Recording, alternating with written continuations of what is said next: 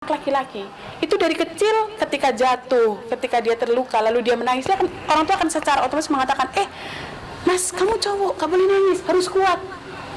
Jadi dia itu secara mental dari kecil dibikin, dibentuk untuk menjadi kuat. Sementara kebalikannya, perempuan itu dari kecil dibentuk untuk kemudian menjadi gak apa-apa kamu nangis, kita peluk. Nah, kita membedakan pola pengasuhan, pendidikan. Nah, apakah anak perempuan itu tidak boleh kuat gitu misalnya?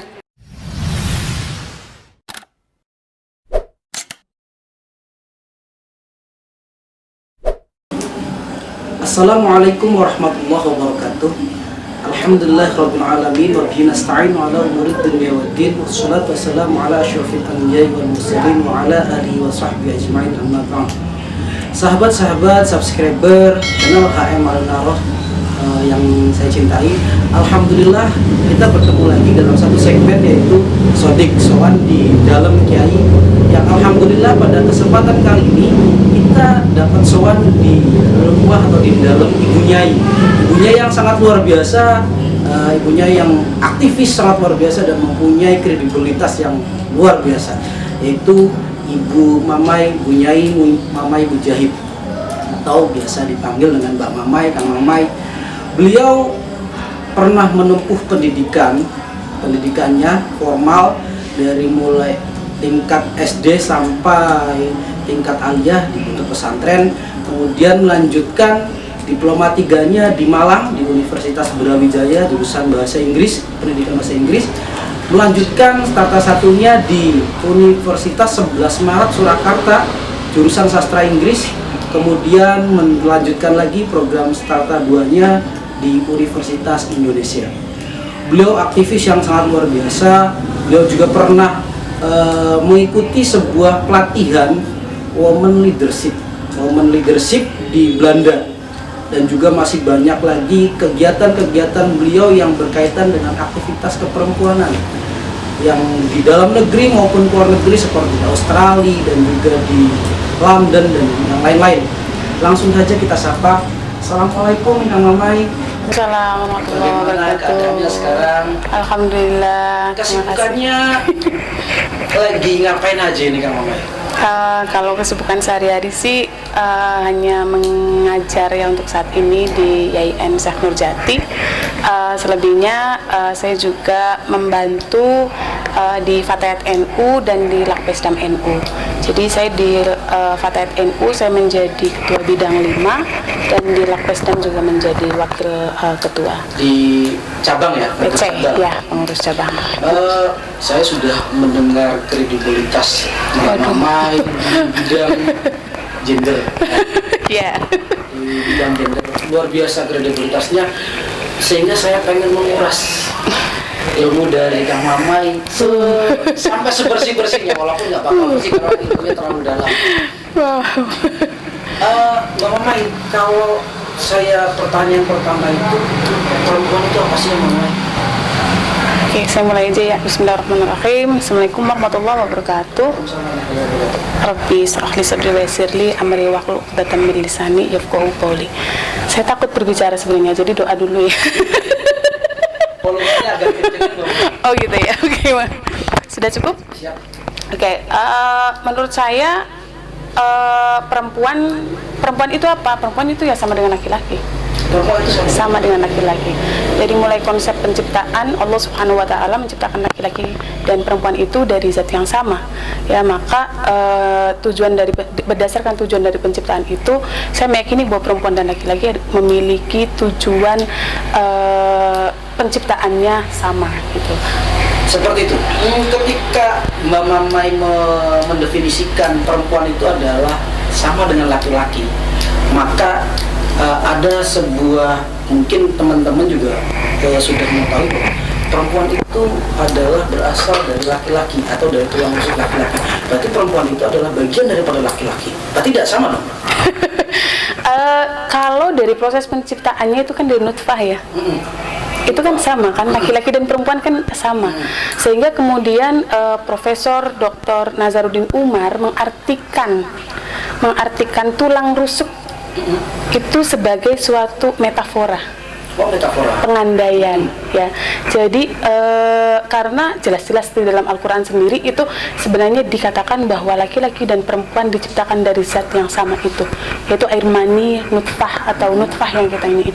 Nah itu gitu. Jadi berbeda pandangan, dan kemudian kadang-kadang saya menemukan antara mitos dengan fakta itu kadang-kadang membuat bias ya, membuat bingung gitu ya banyak orang, sehingga kemudian kita seringkali dibingungkan ini tuh fakta atau mitos gitu ya.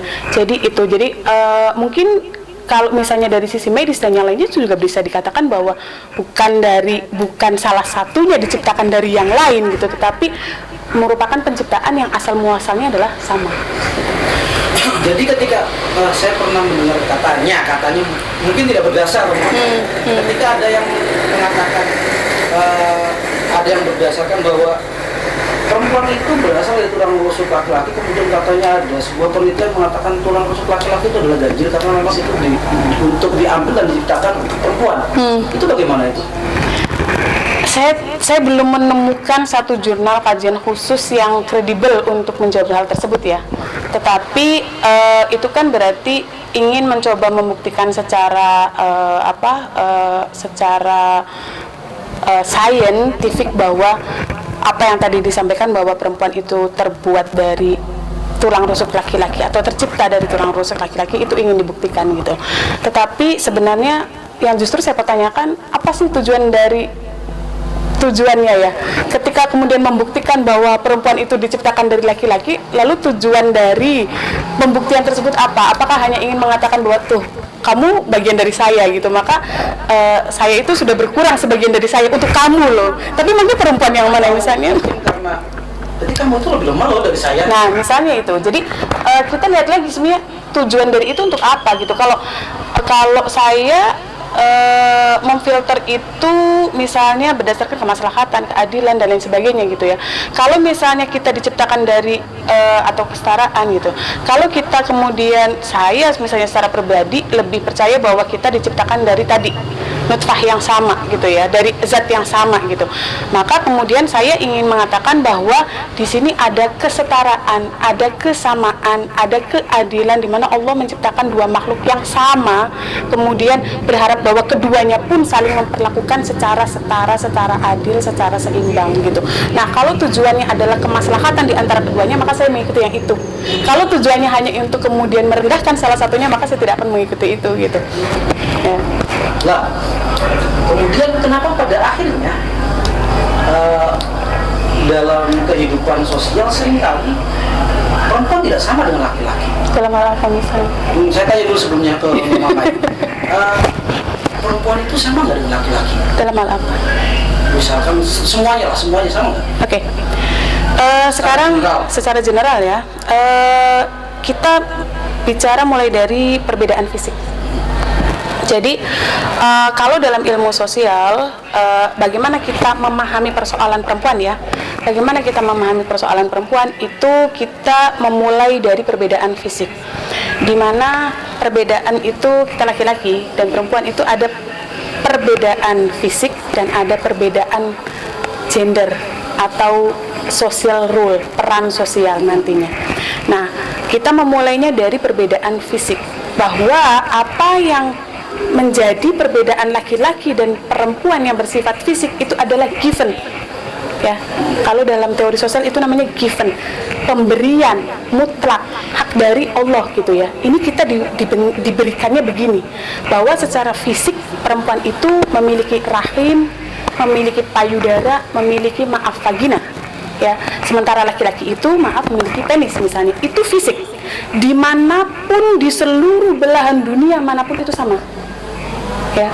Dari zaman Nabi Adam sampai sekarang pun tidak ada perubahan. Laki-laki memiliki fisik seperti itu, perempuan memiliki fisik seperti ini. Ini perbedaan fisik. Lalu kemudian perbedaan fisik inilah yang melahirkan perbedaan peran gender di sosial. Nah, peran gender ini yang berbeda-beda di sosial itu, apakah ini kemudian adalah sesuatu yang pasti, sesuatu yang juga ditentukan Allahnya itu pasti begitu? Itu kan tidak. Buktinya bagaimana? Buktinya apa yang ada di Arab Saudi misalnya dengan apa yang ada di Indonesia itu berbeda. Karena kultur dan budayanya berbeda. Bagaimana memperlakukan perempuan dan laki-lakinya juga berbeda. Gitu. Nah itu yang diartikan sebagai peran gender. Bahwa Allah memberikan kita rahim perempuan, ya, tetapi tidak secara otomatis pemberian itu mengakibatkan perempuan selalu berada di wilayah domestik misalnya. Atau tidak secara otomatis maka kamu tidak boleh sekolah tinggi-tinggi, laki-laki saja yang boleh sekolah tinggi. Itu bukan begitu secara otomatis kan, tetapi itu lebih kepada bentukan sosial itu yang membuatnya berbeda. Gitu. Jadi diawali dari perbedaan fisik itulah kemudian orang mengartikan itu, memaknai perbedaan fisik itu sebagai ya kamu punya rahim, maka kamu yang mendidik anak, padahal kan tidak begitu. Kita di dalam kita pun meyakini bahwa pendidikan anak itu adalah tanggung jawab orang tua kedua-duanya gitu. Bahkan misalnya peran gender memasak, mencuci, apakah itu menjadi secara otomatis tugas perempuan? Kan juga tidak. Bahkan Kanjeng Nabi itu mencontohkan bagaimana beliau terlibat membantu di domestik dalam salah satu hadis yang diriwayatkan oleh Aisyah kan gitu ya. Nah itu kan menunjukkan bahwa itu bukan sesuatu yang mutlak gitu. Jadi makanya kalau berbeda dari sisi apa? Kalau dari sisi fisik oke, kita berbeda gitu, tetapi peran sosial, peran gender tadi yang berbeda. Termasuk kemudian nanti ada sifat-sifat yang diyakini sebagai ini sifat laki-laki, ini sifat perempuan. Contoh misalnya, laki-laki kuat, perempuan lemah. Laki-laki akalnya lebih tinggi atau lebih banyak daripada perempuan. Itu bisa jadi adalah interpretasi kita terhadap fisik tadi gitu loh. Sebenarnya, apakah secara otomatis perempuan itu pasti lebih bodoh daripada laki-laki? Kan juga tidak. Enggak. Ya, ataukah secara otomatis laki-laki pasti lebih kuat secara fisik? Tidak juga, banyak juga perempuan laki-laki yang secara fisik tidak begitu kuat gitu ya. Atau ada tidak perempuan yang kuat misalnya? Ada gitu loh. Tetapi kita kok sekarang ini kemudian kita itu termindset untuk kemudian mengatakan bahwa laki-laki harus kuat. Jadi akhirnya kita ketika menemukan ini efeknya ya, ketika menemukan laki-laki yang agak lemah, itu kita otomatis membuli, kok lambai sih gitu loh. Padahal ini bentukan sosial yang kemudian akhirnya kita jadi mendiskriminasi orang lain. Kita merendahkan orang lain karena apa? Karena kita memiliki harapan ideal tentang dia, tentang laki-laki, tentang perempuan. Yang ketika kita mengatakan itu tidak ideal, maka kemudian kita merendahkan. Nah itu sebenarnya jelas bertentangan dengan prinsip Islam kan. Kalau kita bicara lagi tentang agama gitu. Ataupun misalnya gimana ya, banyak sekali contoh-contohnya ya menurut saya. Tadi Mbak Mamai mengatakan pemberian, ada beberapa hal yang memang itu pemberian dari Allah. Fisik ya, fisik. Berarti selain fisik, misalkan di ayat Al-Quran ini, ayat yang sangat umroh banget yang menjadi pembenaran ya. Bagi teman-teman laki-laki, fankikum atau balakum dan nisa'i masna wa thulatha wa ruba'. Lanjutkan. Allah ta'amulu fawahid. Nah, saya kira bukan itu ya, saya kira bukan fawahid atau mamalakat, bukan itu. Kenapa perempuan tidak boleh mempunyai suami 1, 2, dan 3 atau 4? Oke. Tapi laki-laki boleh. Kita melihat lagi pada situasi pada saat ayat tersebut diturunkan ya.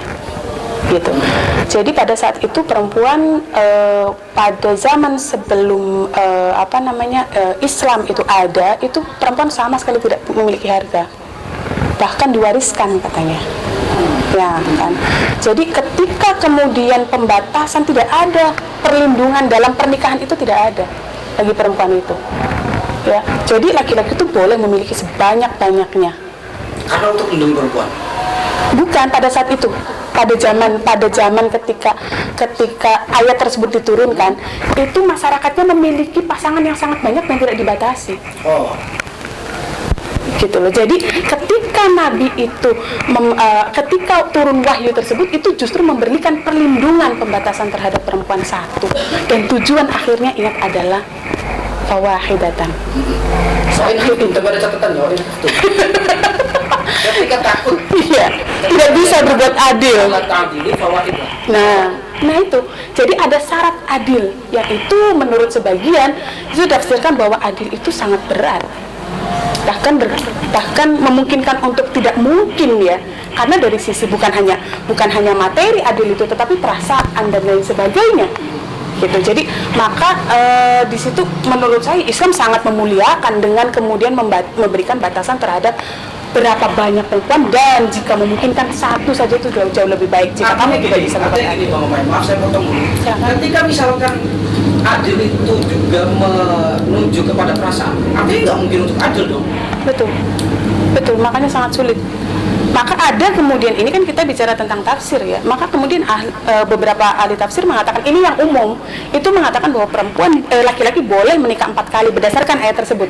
Tetapi ada tidak ahli tafsir yang mengatakan bahwa sebenarnya bukan, tidak boleh berpoligami sama sekali, tapi hanya boleh 1 saja. Ada tidak ahli tafsir yang mengatakan itu? Ada gitu loh. Ini kan masalah perbedaan atas tafsir tersebut gitu ya. Landasannya apa ketika seperti itu? Cukup 1 saja padahal ayatnya boleh 4 loh. Karena berdasarkan ayat itu tersebut tadi kan interpretasi ini. Iya. Ayat tersebut interpretatif kan gitu. Maka berdasarkan ayat tersebut dikatakan ada ahli tafsir yang mengatakan bahwa sebenarnya itu pembatasan dengan syarat yang sangat sulit. Jika itu sulit buat kamu, maka lebih baik 1 saja. Maka yang diambil adalah yang terakhir, bahwa ini ayat ini sebenarnya anjuran untuk hanya berpasangan 1 saja. Saya teringat sebuah ayat, maaf HP saya ada.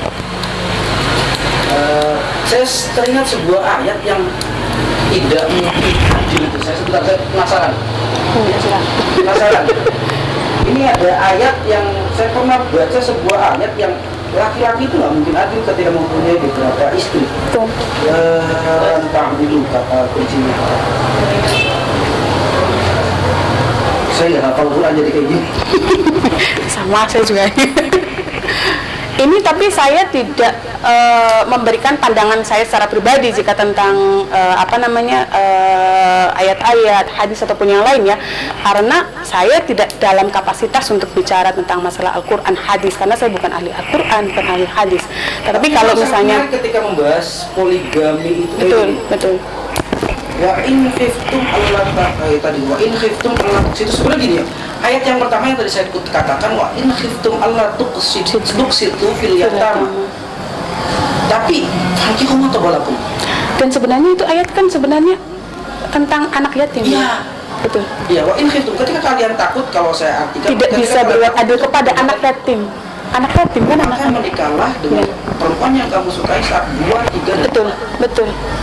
Maksudnya gimana kalau Mbak Mamai sebagai perempuan aktivis gender mengartikan ayat ini bagaimana? Kok sebelumnya anak yatim gitu? Iya, karena itu anjuran tentang memperlakukan anak yatim ya sebenarnya. Bagaimana kita bersikap terhadap anak yatim. Tetapi ini kan ayat ini sekali lagi, tapi ini bukan dalam kapasitas saya untuk bicara tentang masalah tafsir ya. Ini kalau saya teringat dawuhnya ibunya Ibnu Rafi'ah misalnya yang mengatakan bahwa Allah itu, kita berhusnudzon kepada Allah Subhanahu wa taala bahwa Allah itu tidak mungkin bersikap tidak adil. Saya ketemu Mamai ayatnya ini. Walam tastati'u an ta'dilu bainan nisa'i walau harastum. Iya. Lam itu kalau di gramatikal bahasa Arab itu berartikan nafiyul istiqbal, menafikan sesuatu yang akan datang. Yeah. Lantas tatiu tidak akan mampu kantang dulu untuk berbuat adil bainan nisa'i di antara perempuan-perempuan. Artinya berarti tidak mungkin adil. Yeah, yeah. Mungkin berarti ayat ini menjadi sebuah penguatan tangkihu matobalakum bainan nisa'i mahta wa sulasa wa rubah. Berarti kalau wa in khiftum alla ta'dilu dan lantas tatiu an ta'dilu, kalian tidak akan pernah adil. Betul, gitu ya. Betul. Jadi kalau misalnya mungkin kita hanya menduga ya. Kalau misalnya langsung dilarang untuk memiliki istri yang banyak itu pada saat, sekali lagi kita lihat pada saat ayat tersebut diturunkan, itu sangat tidak mungkin, sehingga kemudian dijadikanlah itu sebagai awalan pembuka gitu ya. Tapi sekali lagi bahwa tujuannya adalah satu itu. Berarti perempuan tidak boleh polyandri. Jelas. Kalau laki-laki boleh poligami. Oh tidak. itu saya. Tapi mbahnya kemarin nggak ada yang poligami. Saya tidak bisa menjawab itu kalau tentang mbak. Artinya makanya banyak ulama yang melaksanakan betul, poligami. betul. Tapi itu kan perbedaan penafsiran atas hal tersebut gitu ya. Kalau beliau meyakini bahwa ayat tersebut memperbolehkan, ya itu sebabnya kenapa beliau melaksanakannya. Tetapi buat yang tidak yang meyakini bahwa ayat tersebut sebenarnya menganjurkan untuk hanya berpasangan satu saja, ya mungkin akan pasti memilih untuk tetap satu. Adil dalam perasaan menjadi kunci saya, kata kunci saya. Kanjeng Nabi itu, Nabi Muhammad tidak adil loh dalam perasaan.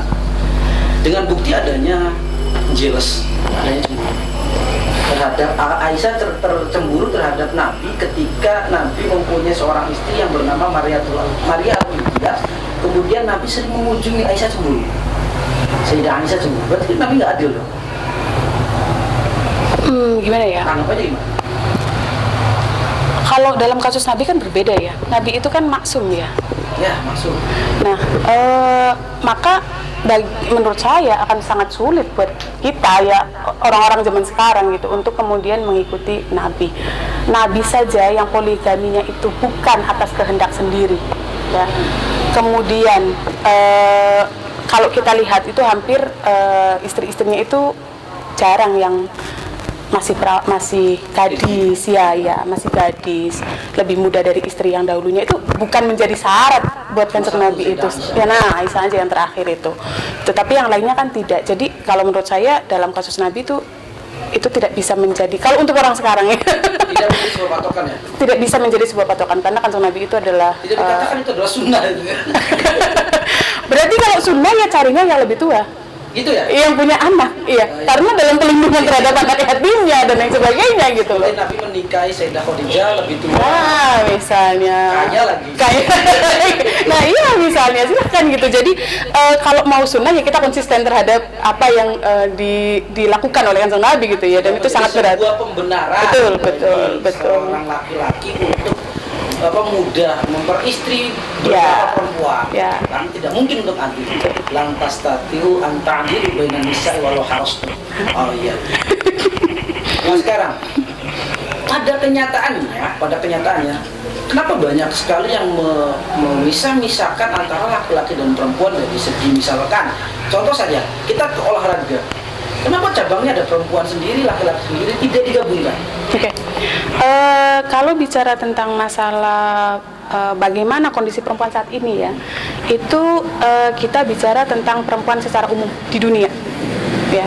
Jadi saya sudah kemana-mana dan saya melihat bahwa persoalan perbedaan perempuan dan laki-laki itu bukan hanya terjadi di Indonesia, bukan hanya terjadi di Islam, tetapi hampir di semua agama.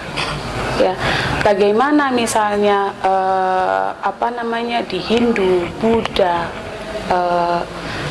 Kristen, Katolik, Protestan, semuanya itu. Jadi kalau misalnya kita itu bicara tentang bahwa di Islam itu mendiskriminasi, bukan hanya Islam, semua agama gitu loh, dan bukan hanya di Indonesia, di semua negara gitu. Jadi kita saat ini hidup di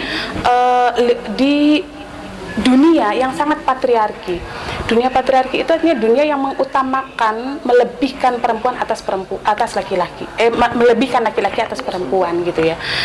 Sekali lagi, tapi ini bukan hanya di Indonesia, bukan hanya di Islam, tapi di semuanya. Bahkan saya ingin mengatakan bahwa justru apa yang dilakukan oleh kelompok Islam atau kelompok Muslim progresif itu justru ingin mengatakan bahwa Islam itu berusaha untuk mengangkat derajat perempuan gitu.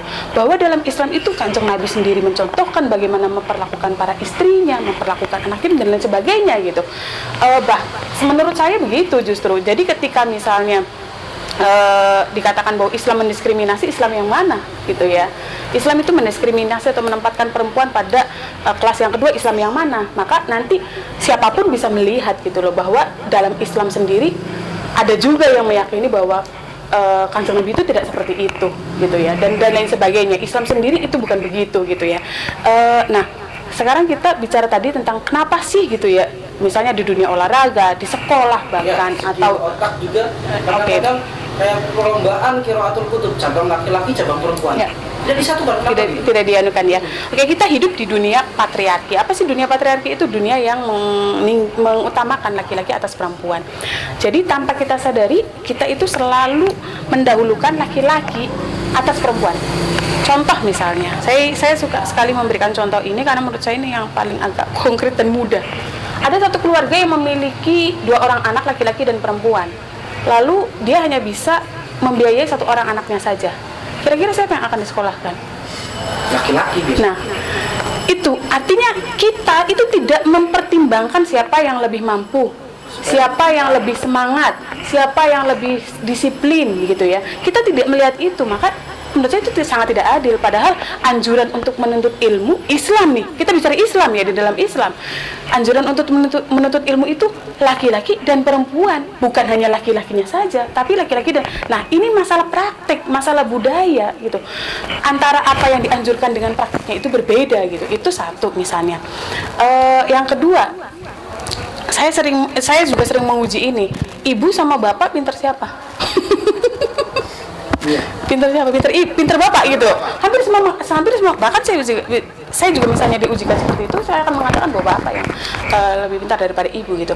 Tapi apakah betul ibu dan bapak itu lebih pintar bapak gitu ya? Saya meyakini bahwa ini bukan soal kemampuan fisik otaknya gitu ya, atau given dari Gusti Allahnya itu begitu. Saya tidak yakin begitu gitu. Karena ini menurut saya lebih kepada persoalan bahwa bapak lebih banyak waktu atau proses belajarnya itu lanjut, proses ngajinya itu lanjut gitu loh. Bahkan ketika punya anak pun bapak masih punya waktu untuk mutolaah, ngaji lagi dan lain sebagainya. Sementara ibu itu terhenti ketika fungsi reproduksinya itu berjalan gitu ya. Ketika melahirkan, ketika punya anak, ketika hamil, melahirkan, punya anak, itu otomatis proses belajar baik formal maupun informal, kecuali yang berkaitan dengan domestik ya, itu berhenti sama sekali gitu loh. Maka kemudian tidak heran jika kemudian bapak sama ibu pintar siapa di Indonesia, pasti semua akan mengatakan pintar bapak gitu loh. Tapi sekarang kita ujikan lagi nih dalam konteks real gitu ya, di sekolah gitu, kita satukan anak laki-laki dan perempuan, apakah secara otomatis anak laki-laki lebih pintar? Tidak juga. Saya pernah kalah sama anak perempuan. Nah itu gitu loh. Dan dulu banyak kasus juga perempuan tuh lebih pintar banyak gitu ya. Jadi artinya bukan fisik, bukan given. Bisa jadi ini adalah asumsi, dugaan kita bahwa perempuan itu lebih tidak mampu gitu daripada laki-laki gitu. Dan saya meyakini bahwa ini sekali lagi ini bukan pemberian. Ini masalah kesempatan yang diberikan saja, gitu. Kenapa terjadi perbedaan? Ya tadi, gitu. Karena anak laki-laki itu dari kecil ketika jatuh, ketika dia terluka, lalu dia menangis, orang tua akan secara otomatis mengatakan, mas, kamu cowok, gak boleh nangis, harus kuat. Jadi dia itu secara mental dari kecil dibentuk untuk menjadi kuat. Sementara kebalikannya, perempuan itu dari kecil dibentuk untuk kemudian menjadi gak apa-apa kamu nangis, kita peluk. Nah, kita membedakan pola pengasuhan pendidikan. Nah, apakah anak perempuan itu tidak boleh kuat gitu misalnya? Padahal saya pikir malah untuk saat ini, dunia saat ini ya, perempuan dan laki-laki sama-sama harus kuat gitu. Jadi kita harus mulai berpikir tentang pola pengasuhan lagi. Siapa sih yang harus bisa, misalnya di pondok yang harus bisa mengaji ya dua-duanya, laki-laki dan perempuan. Siapa yang bertanggung jawab terhadap pengelolaan pondok misalnya ya, laki-laki dan perempuan dua-duanya harus terlibat. Contoh kecil di pondok yang diasuh ya, di pondok HM Adnaro ini ya, juga beberapa kali tahun pertama lagi 2 tahun yang lalu menghafal alfiahnya lebih banyak laki-laki, kemudian lebih banyak perempuan. Betul, imbang ya. Betul. Jadi itu kan bukan kemampuan, bukan kemampuan yang bersifat given kan? Iya. Kan bisa gitu, diusahakan. Ya. Betul. Tapi kenapa berarti mindset perempuannya sendiri sebenarnya salah ya?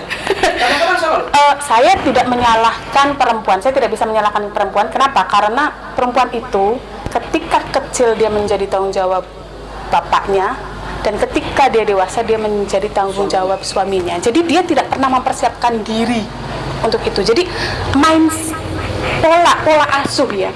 Saya jadi teringat pernyataannya Nyai Mas Sri A. Amfah, Pondok Jambu Babakan ya.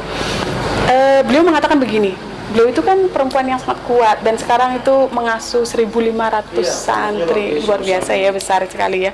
Dan beliau perempuan, ya.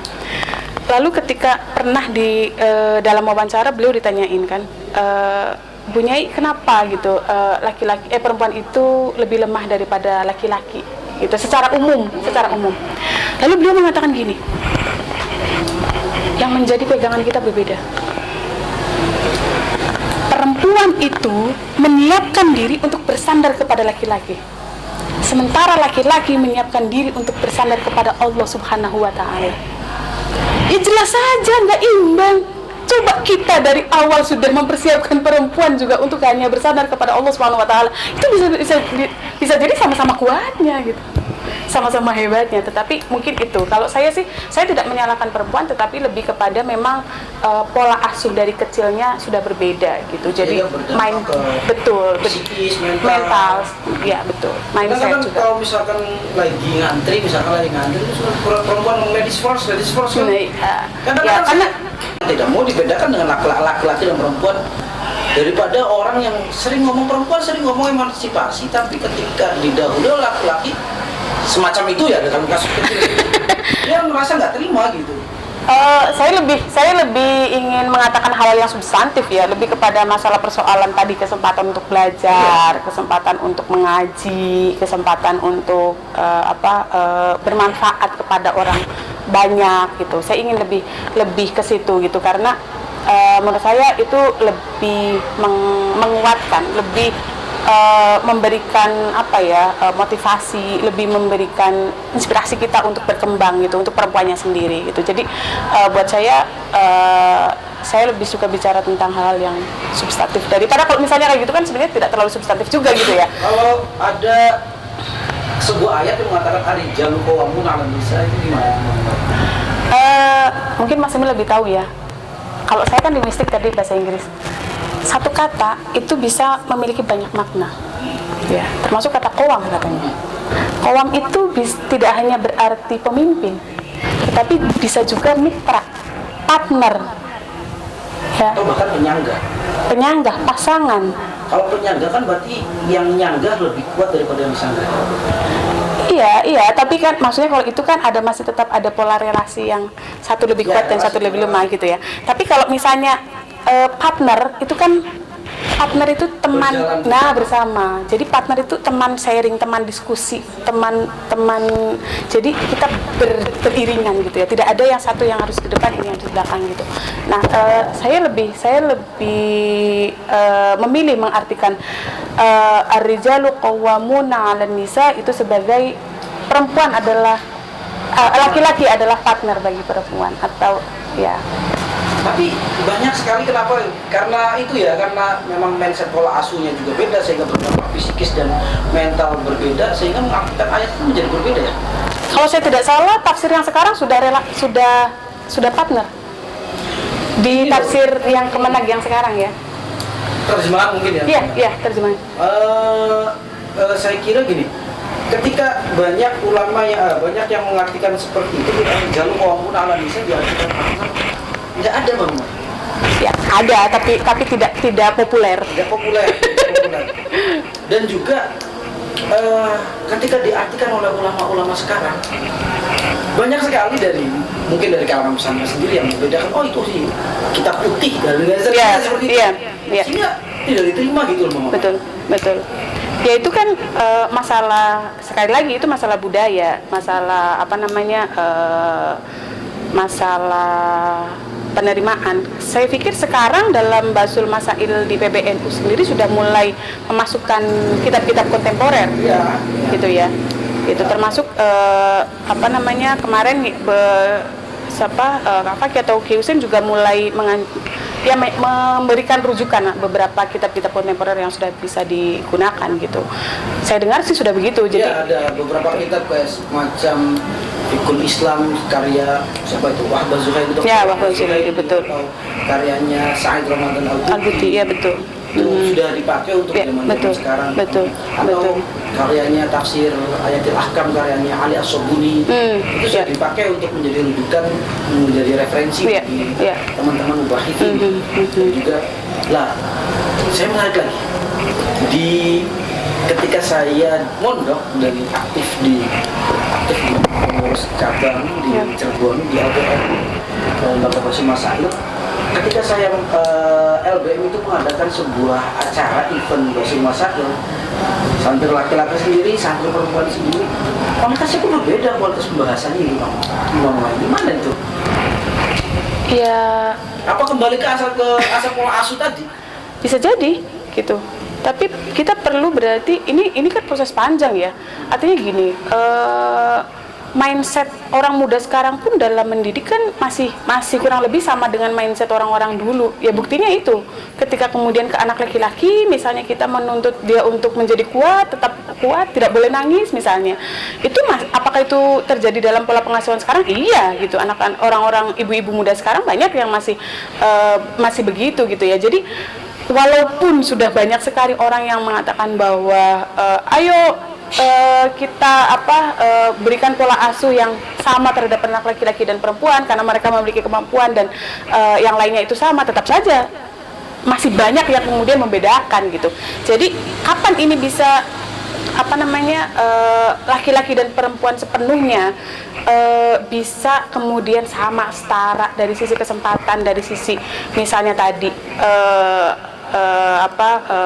mengaji kemudian mengikuti Basul Masail yang sama, prosesnya pasti sangat panjang menurut saya gitu. Tetapi setidaknya kita sudah harus mulai dari sekarang. Kalaupun misalnya untuk bisa setaranya kapan, ya wallahu a'lam. Saya baca CV-nya Mama ya. Pernah jalan-jalan, sering jalan-jalan di luar negeri. Dalam mengikuti kursus ataupun pelatihan, pernah di Australia, pernah di Jerman, pernah di Belanda, pernah di London juga. Negara-negara Eropa tadi yang disebutkan oleh saya itu, apakah mereka menerapkan menyamakan laki-laki dan perempuan? Seperti yang saya sampaikan tadi, bahwa budaya patriarki itu bukan hanya di Indonesia gitu ya, tetapi juga di seluruh dunia, bukan hanya di Islam tapi juga di semua agama gitu. Bahwa mereka sedikit lebih maju dari kita untuk beberapa negara yang maju, iya gitu. Tetapi ada nggak sih perbedaan perbedaan perlakuan terhadap laki-laki dan perempuan laki-laki dan perempuan di negara-negara maju itu masih ada nggak sih? Masih banget. Buktinya presiden perempuan kan lebih dahulu kita daripada negara lain. Iya. Gitu loh. Ya itu kan membuktikan bahwa kepercayaan masyarakat juga masih tidak belum begitu percaya gitu terhadap kemampuan perempuan gitu. Baru sekarang nih misalnya New Zealand itu mempunyai Perdana Menteri perempuan. Jerman kan seluruhnya itu. Nah, Jerman juga gitu, baru sekarang ini gitu. Atau Amerika malah kalau tidak salah belum pernah ya, baru sekarang nih ada wakil presiden. Baru wakil presiden yang perempuan ya, yang Asia kemudian berkulit gitu ya, artinya berkulit hitam gitu, berasia ya, berketurunan banyak ras gitu yang sekarang itu. Jadi saya pikir iya pasti masih ada, tapi bahwa upaya dari pemerintah dari ini itu sudah mulai dilakukan untuk tidak adanya segregasi pemisahan terhadap laki-laki dan perempuan, itu sudah dilakukan. Tetapi kalau misalnya dalam praktiknya itu masih dibedakan, ya masih. Lah, apa yang oleh-oleh Mbak Mama yang keliling dunia itu apa? Kayak tadi saya sempat baca sebuah di CV itu pernah menjalani woman leadership di Belanda. Ya. Di Belanda. Itu apa sih oleh-olehnya? Hasilnya misalnya kalau saya secara pribadi sih itu buat saya secara pribadi gitu ya. Misalnya saya lalu mengetahui bahwa ternyata menjadi perempuan itu tantangannya ini loh. Gitu loh. Jadi kita mengetahui bahwa persoalan yang saya hadapi itu ternyata bukan persoalan saya saja, tetapi hampir persoalan semua yang dihadapi oleh perempuan ketika dalam kondisi kayak saya itu kurang lebih masalahnya adalah sama gitu. Bahwa dia di stigma itu dianggap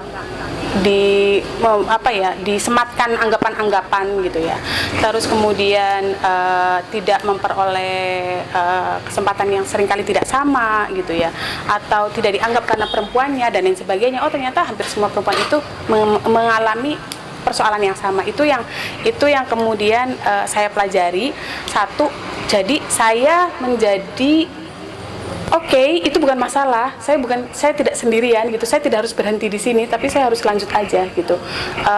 Lalu kemudian apalagi ya, bahwa perempuan itu memiliki kemampuan untuk juga bermanfaat sebanyak-banyaknya ke orang lain gitu. Nah, kebermanfaatan kita itu melalui apa ya? Bisa melalui organisasi, bisa melalui misalnya keterlibatan saya secara pribadi misalnya di kampus, membantu, mengajar dan lain sebagainya. Ini yang saya dapatkan gitu ya, bahwa perempuan juga bisa sama berkontribusinya dalam pembangunan gitu, bagi masyarakat, bagi agama, insya Allah.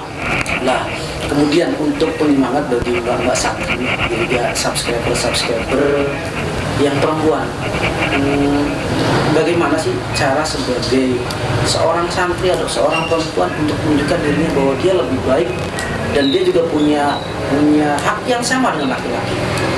Okay. Mungkin dari sebuah kisah ulama perempuan atau gimana?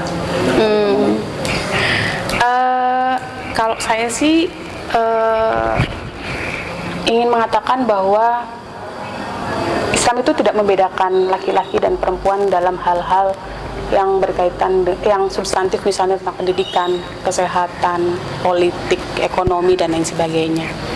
Tentang ekonomi misalnya, kita sudah dicontohkan bagaimana Kanjeng Nabi itu memilih Siti Khadijah yang merupakan seorang pengusaha, artinya bergerak di trading ya, di dunia perdagangan, terlibat secara aktif di situ misalnya. Atau bagaimana misalnya Rasulullah itu mengatakan bahwa Siti Aisyah adalah orang yang pintar dan silahkan jika mau belajar kepada beliau, memberikan kesempatan. Jadi bukan hanya mengakui, itu penghargaan yang luar biasa menurut saya gitu ya pada saat itu, karena perempuan tidak ada harganya pada masa itu, tetapi kemudian Rasulullah memuji-muji, mengakui kemampuannya, bahkan menyuruh beberapa sahabat untuk belajar kepada Siti Aisyah. Itu menurut saya pengakuan yang luar biasa gitu ya. Nah, artinya perempuan santri itu memiliki kesempatan yang sangat besar untuk memaksimalkan potensi dirinya dimanapun itu, untuk dia supaya para santri ini untuk bisa bermanfaat bagi keluarganya, bagi orang-orang di sekitarnya gitu ya, bagi umat, bagi masyarakat gitu. Bagaimana kita bermanfaat? Ya dengan menunjukkan bahwa kita memiliki kemampuan yang bisa berguna bagi orang lain gitu ya. Nah, proses belajar itu tidak boleh berhenti. Tidak boleh berhenti karena kita harus belajar sampai dengan nanti kita mati gitu. Itu adalah proses belajar yang sesungguhnya. Belajar apa? Ya belajar semuanya gitu. Termasuk belajar memperbaiki diri, bagaimana belajar kita memperlakukan orang lain. Kita selalu misalnya merasa, aduh siapa ya? Saya secara pribadi itu selalu memfilter siapa ya orang yang saya belajar misalnya yang saya pelajari adalah diri sendiri diantaranya gitu ya. Misalnya ketika kita berkomitmen untuk memperlakukan semua orang dengan baik, maka siapa sih yang paling berhak mendapatkan perlakuan yang paling baik dari kita? Itu adalah orang-orang terdekat, orang tua, yang sudah punya istri-istrinya, yang sudah punya suami-suaminya, adiknya, ya, semua orang yang terdekat, santrinya kalau untuk para kiai. Itu adalah orang yang paling berhak mendapatkan perlakuan baik dari kita gitu. Jadi selain kita bermanfaat kepada orang lain, maka kita juga harus memberikan manfaat kepada orang-orang yang terdekat di sekitar kita gitu. Dan dari beberapa zaman yang sudah terlewat, artinya dari mulai zaman Nabi Adam sampai Nabi Muhammad, kekhalifahan sampai zaman sekarang, yang sebenarnya perempuan itu sama dengan laki-laki, tapi dari semua zaman itu tidak ada yang pernah mengunggulkan perempuan sama sekali. Apakah itu berarti Mas Emil mengakui bahwa Islam juga tidak mengunggulkan perempuan? Bukan Islamnya, tapi manusianya, orangnya gitu ya. Betul. Berarti tujuan diturunkannya Kanjeng Nabi kan untuk memperbaiki akhlak sebenarnya ya. Bukan Islamnya, karena gini loh. Ini pemahaman saya. Iya. Sebelum Nabi diutus, mempunyai anak perempuan adalah sebuah aib kan. Ya. Sampai Sayyidina Umar pun pernah mengubur itu anak perempuannya. Betul. Ketika mengetahui bahwa anak itu perempuan. Kemudian ketika Nabi diutus kemudian mengatakan bahwa perempuan dan laki-laki itu sama, mempunyai hak yang sama, itu kan berarti kan mengangkat derajat perempuan. Betul. Itu emang kalau saya ditanya siapa tokoh emansipasi wanita Kanjeng Nabi, betul. karena itu Nabi mengangkat derajat perempuan. Tapi kenapa sehingga pada akhirnya sampai zaman sekarang kenapa pengikutnya tidak pernah mempraktekkan apa yang dikatakan oleh Nabi, apa yang dilakukan oleh Nabi. Gitu.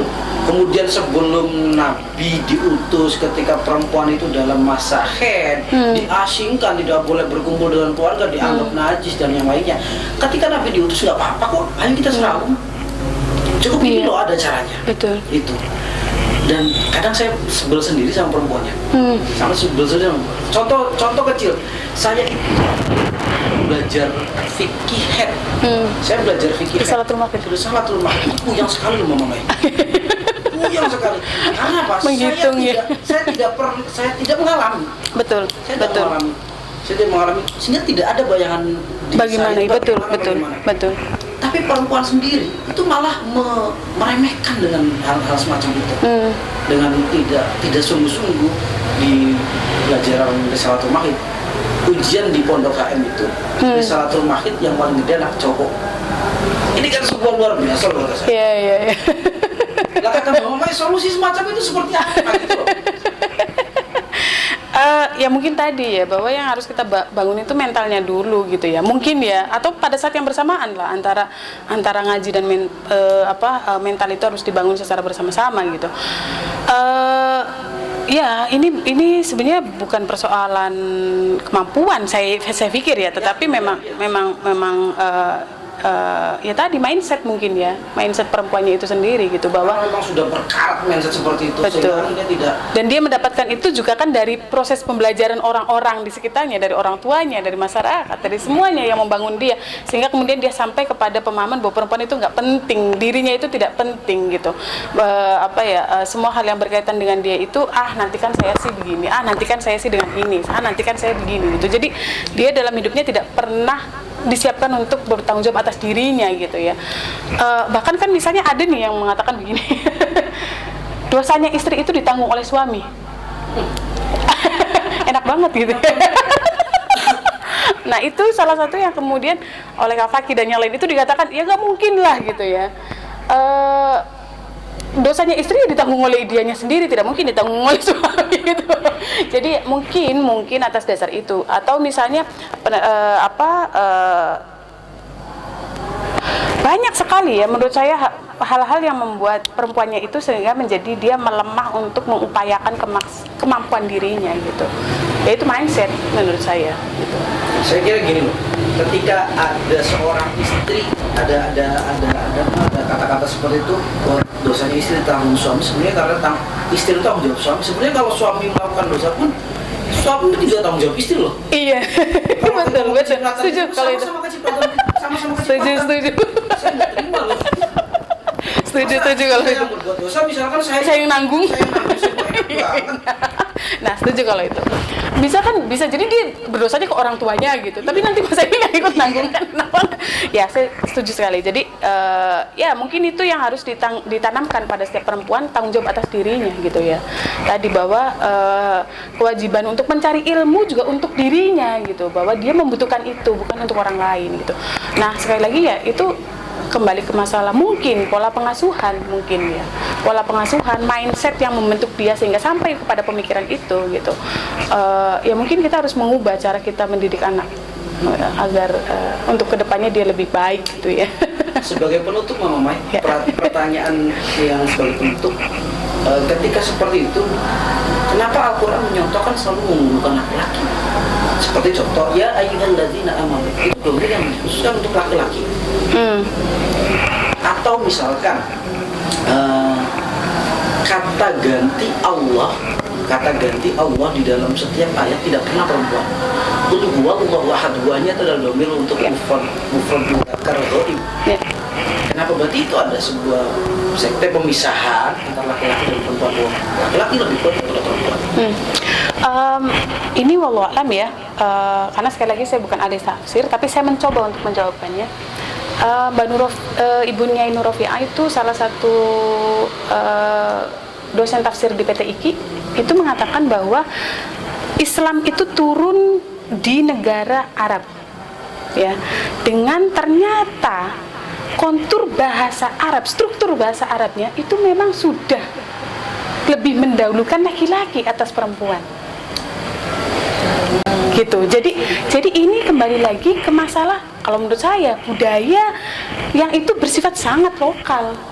Itu saya itu pernah dicontohkan oleh beliau. Saya lupa gitu. Ada satu ayat yang kemudian gimana ya? Atau begini misalnya.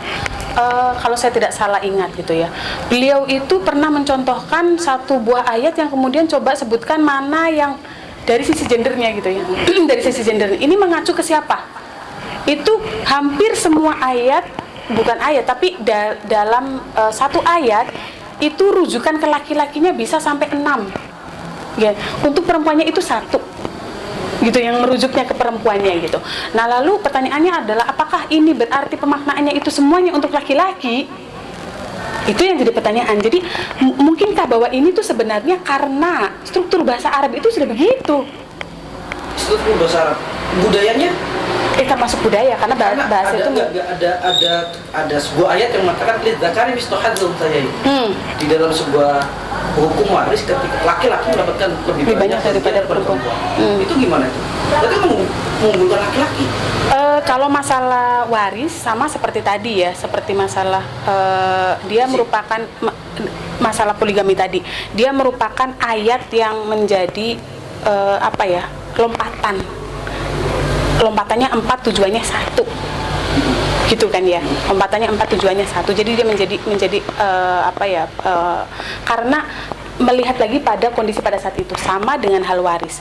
Bayangkan sebelum Islam itu hadir, itu perempuan itu diwariskan.